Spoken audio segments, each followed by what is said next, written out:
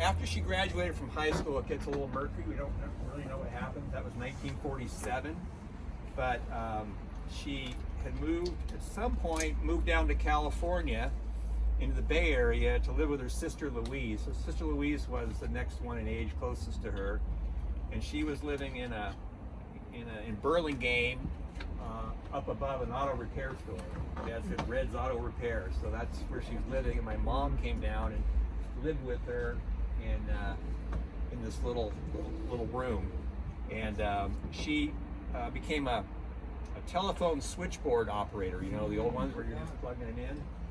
So that was her job. Yeah. So she was doing that, and then later my dad said she moved into a little different role and was also collecting the money out of payphones. She didn't drive, but there's another girl she was partnered with, I guess, and they would drive around and collect the money, you know, for the telephone company out of the telephone business. And meanwhile, my dad, who was raised in Fresno, he was also living in Burlingame.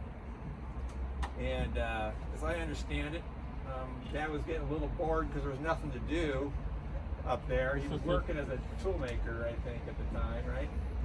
And so he decided to attend the local Arthur Murray dance studio. So Jessica can relate to this. And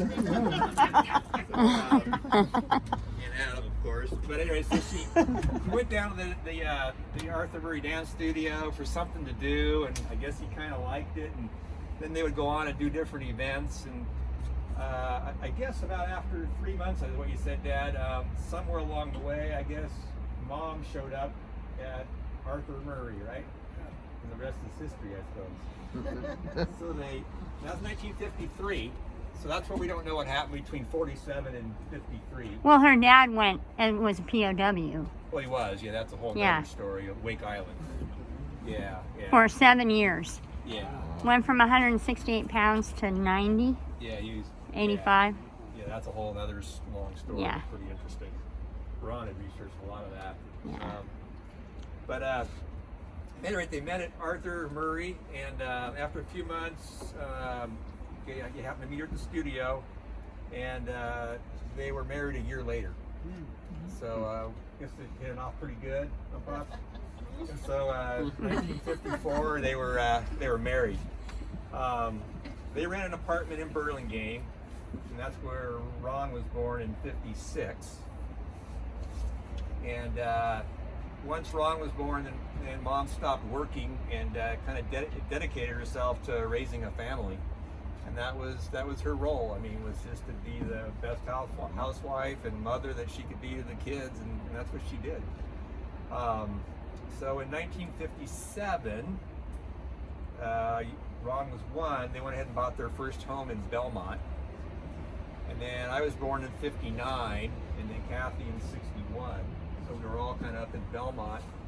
And my dad said at that time it was so cold and windy up there that the kids really couldn't play outside.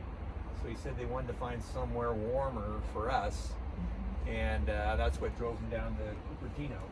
So Cupertino was, you know, I guess that was the way out on the edge where communities were being built at the time.